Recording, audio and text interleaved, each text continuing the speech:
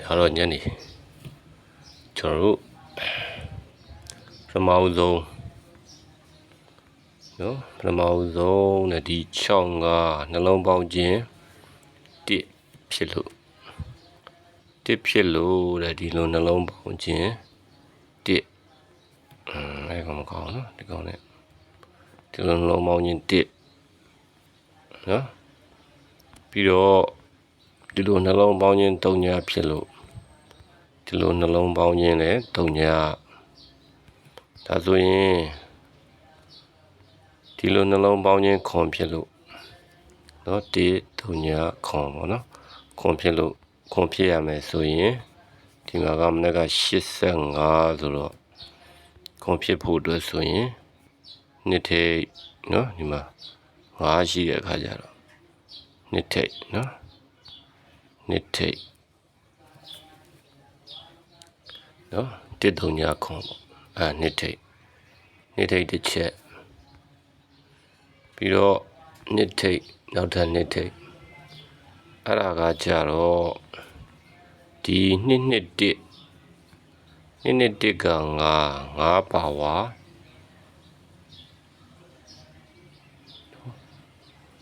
2 1က5အဲ့လိုနှလုံးပေါင်းခြင်း5လို့မလို့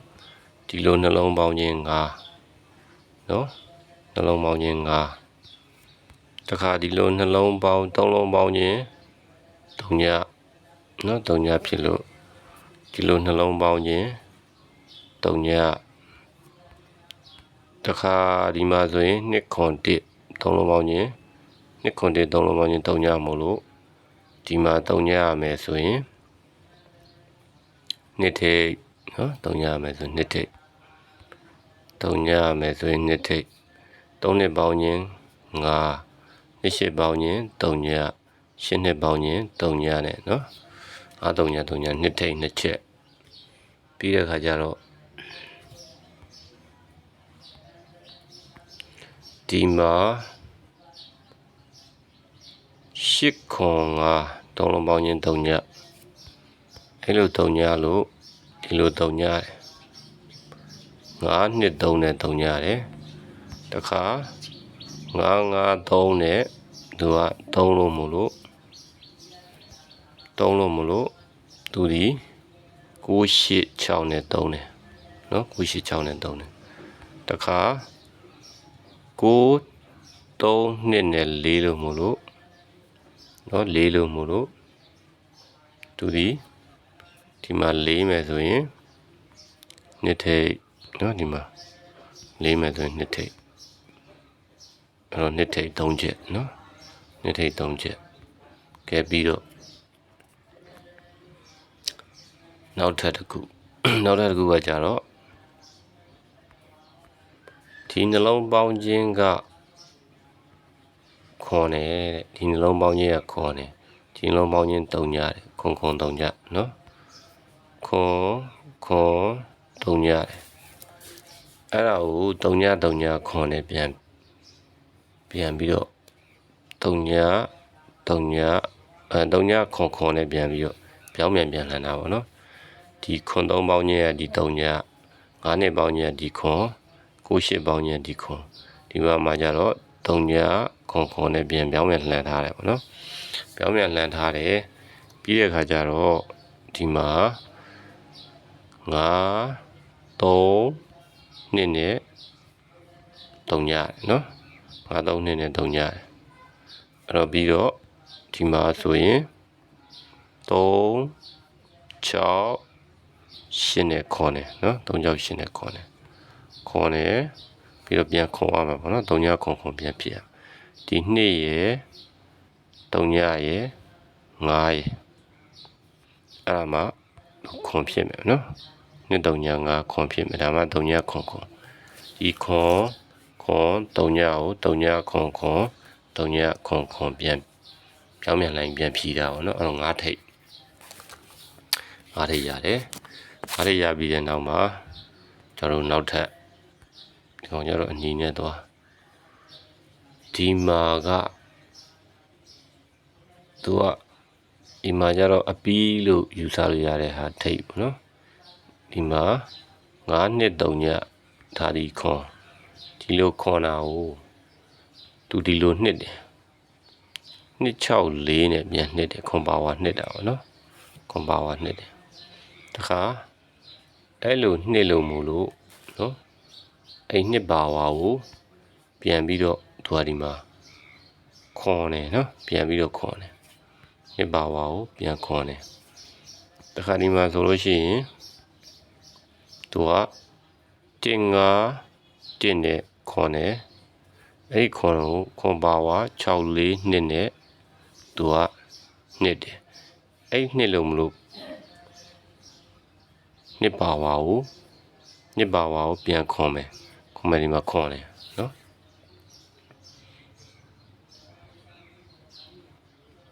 တခါဒီ8နဲ့ခွန်တယ်အဲ့ခွန်ကိုခွန်ရဲ့ပါဝါခွန်နှစ်3နဲ့သူကနှစ်တယ်အဲ့လိုနှစ်လုံးလို့ဒီမှာနှစ်မယ်ဆိုရင်ဘယ်နှခွန်မယ်ဆိုရင်ဒီမှာလည်းခွန်ဖြစ်ရမှာပေါ့နော်ခွန်နှစ်ခွန်မယ်ဆို5ထိပ်နော်5ထိပ်ဟုတ်ပြီဒါဆိုတော့5ထိပ်2ချက်နော်အဲ့ဒီမှာကျွန်တော်တို့ကနောက်ထပ်ဒီမှာကပြန်ပြီးတော့ဒီခွန်နှစ်ကိုခွန်ပြန်ရိုက်တာကိုပြန်ပြီးခွန်ပြန်ရိုက်နေတာရှိတယ်အဲ့ဒါဘာလဲဆိုရင်ကျွန်တော်တို့ဒီ8ရယ်3ရယ်6ရယ်ပေါင်းတော့လဲခွန်မယ်နော်836ပေါင်းရင်လည်းဒီမှာခွန်မယ်အခါ9ရယ်2ရယ်3ရယ်ပေါင်းတော့လဲခွန်မယ်နော်ခွန်မယ်တော့အဲ့ဒါကို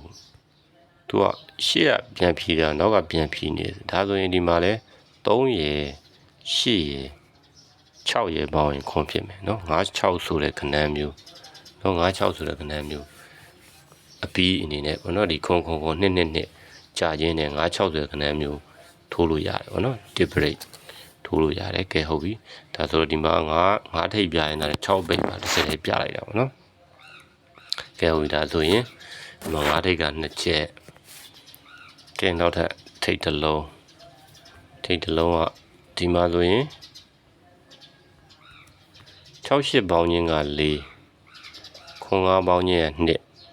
53ပေါင်းခြင်းက8เนาะအဲ့ဒါကိုသူကဒီမှာ68ပေါင်းခြင်း4ကိုเนาะ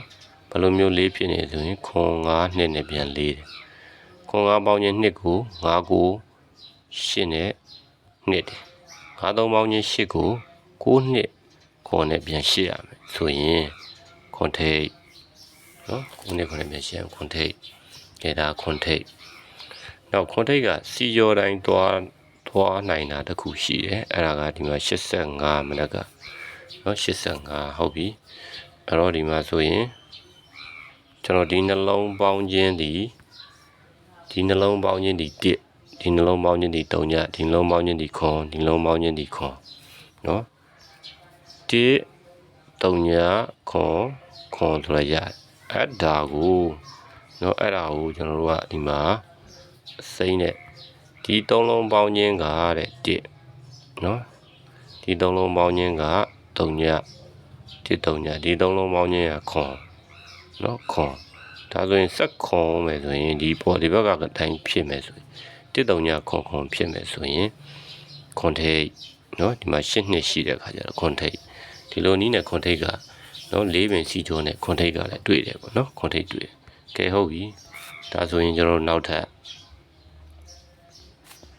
ကကြတော့ဒီနှလုံးပေါင်းခြင်း3ညနော်3ညရတယ်အဲ့3ညတာကိုဒီ3လုံးပေါင်းတော့ဒီလို3လုံးပေါင်းတော့5ဖြစ်တယ်နော်3ညပါပါ5နော်3ညပါပါ5ဖြစ်တယ်ဒါဆိုရင်လည်းဒီနှလုံးပေါင်းခြင်းက9ရပါပါဒီမှာ4ဖြစ်တာနော်4ဖြစ်တာဒါဆိုရင်ဒီနှလုံးပေါင်းခြင်း8 နော်8ပါဝါကိုသူက3ဖြစ်ရမယ်ဆိုရင်3.6ရှိတယ်ဗျာ3ဖြစ်ဖို့အတွက်ဆိုရင်ခွန်ထိတ်ထည့်ရမယ်နော်ခွန်ထိတ်နော်အဲ့တော့ခွန်ထိတ်အနေနဲ့ပြောမယ်ဆိုရင်2ရယ်5ရယ်ခွန်ရယ်ထိတ်3လုံးရတယ်နော်ထိတ်3လုံးထိတ်အနေနဲ့2ရယ်5ရယ်ခွန်ရယ်ပေါ့နော်ကဲရတယ်ကဲဟုတ်ပြီလားဆိုရင်အပိတ်စီကြောကြည့်ကြမယ်ပိတ်စီကြောကြည့်မယ်ဆိုရင်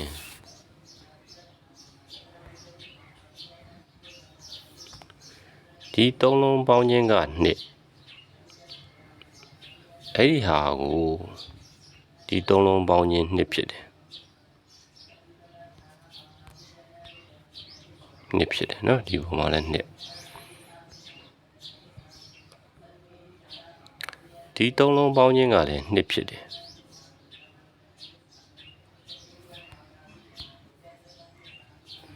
အဲ့ဒါကိုဒီ3လုံးပေါင်းခြင်းကလည်း2ဖြစ်တယ်နော်ပြီးတော့ဒီ3လုံးပေါင်းခြင်းရလဲတခါ2လာဖြစ်တယ်2ဖြစ်တာဒါဆိုရင်မနက်က85ဒီ3လုံးပေါင်းခြင်းလဲ2ဖြစ်မယ်6ရှိတယ်ဗျာ2ဖြစ်ဖို့လိုပါထည့်ရ6ပိတ်ထည့်ရမယ်နော်6ပိတ်ခုနကတော့လည်းကျွန်တော်တို့56ဆိုတဲ့အကွက်မှာလေ6ပိတ်တစ်ချက်ပြခဲ့တာရှိတယ်နော်အဲ့တော့6ပိတ်နော်6ပိတ်6ပိတ်ကဒါနဲ့ဆို2ချက်ရှိပါပြီနော်2ချက်ကဲဟုတ်ပြီဒါဆိုရင်6ပိတ်နောက်ထပ်ရှိအောင်မလားဒီနှလုံးပေါင်းခြင်းက6အဲ့ဒါကိုဒီ3လုံးပေါင်းခြင်း6တယ်နောက်ဒီနှလုံးပေါင်းခြင်းကခွန်အဲ့ဒါကိုဒီ3လုံးပေါင်းခြင်းခွန်တယ်နော်တခါဒီနှလုံးပေါင်းခြင်းက3အဲ့ဒါကိုဒီ3လုံးပေါင်းခြင်း3မယ်ဆိုရင်58ခွန်ရှိတယ်ဗျာဒါဆိုရင်6ပိတ်နော်6ခွန်3ဒီဘက်မှာလည်း6ခွန်3ဖြစ်တာ6ပိတ်နော်6ပိတ်3ချက်ရှိပါတယ်3ချက်ရှိသွားပြီကဲဟုတ်ပြီနောက်ထပ်6ပိတ်ရှိသေးလား6ပိတ်က3ချက်နော်3ချက်ပေါ့6ပိတ်3ချက်တွေ့တယ်ဟုတ်ပြီ6ပိတ်3ချက်တွေ့ပြီးတဲ့နောက်မှာနောက်ထပ်ဘာတွေ့ရအောင်မလဲဆိုရင်ကျွန်တော်တို့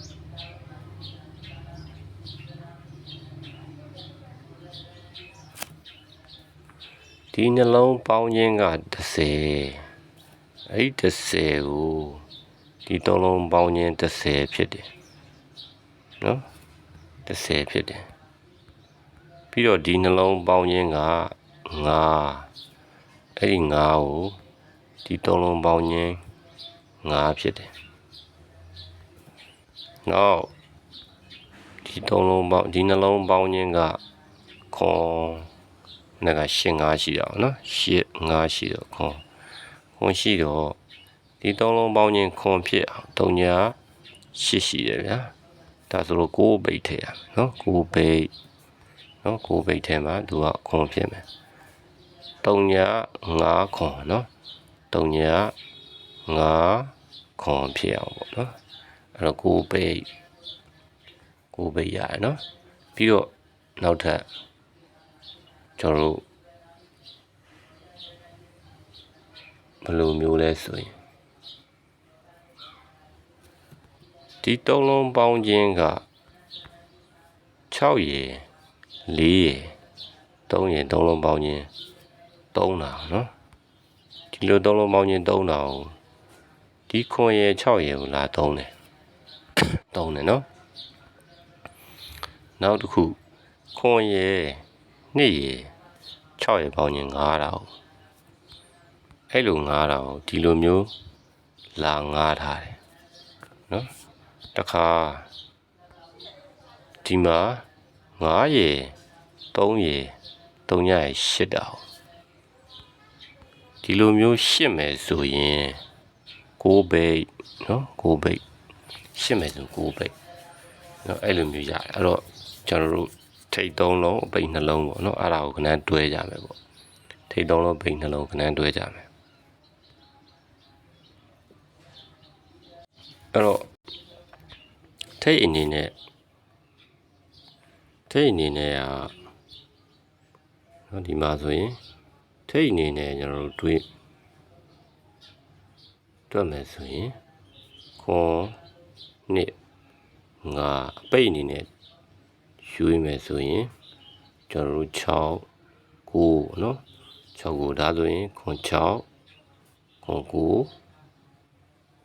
ပြီးတော့နှစ်6နှစ်9ပြီးတော့5 6 5 9ပေါ့နော်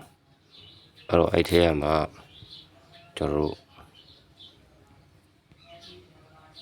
main အနေနဲ့ကျွန်တော်တို့ကနော်56ရယ်ပြီးတော့56ရယ်နှစ်6ရယ်နော်26ရယ်ရွေးတယ်ဒုအနေနဲ့ကနော်ခွန်9ရယ်ကျွန်တော်29ရယ်ရွေးပါတယ်အရှမ်းကတော့ကျွန်တော်3ပရိတ်တူ3ပရိတ်ဆိုရင်ခွန်6နော်ရှိမယ်ပြီးတော့59ရှိမယ်ဒါပါပဲပေါ့နော်အဲ့ဒါပါပဲအဲ့6ခွက်ပါပဲအဲ့တော့ main to main အရင်နော်56 26ပြီးတော့26ကပြန်ကြဖြစ်ပါတယ်ကျွန်တော်ဒီတစ်ပတ်ထဲမှာပြန်ကြအောင်ဗီဒီယိုအနေနဲ့ပြထားတာရှိတယ်နော်ပြန်ကြရှိတယ်ဆိုတဲ့အကြောင်းနော်ဒီမှာကဒါ29နော်ကျွန်တော်ပြန်ဖြတ်လိုက်အောင်ဒါ20နဲ့မှာ9နှစ်9ခွန်9နော်အဲ့ဒါအဲ့အပေါ်က4ခွက်ကတော့ main ထိုးအောက်က2ခွက်ကတော့ခြံလိုက်ပါ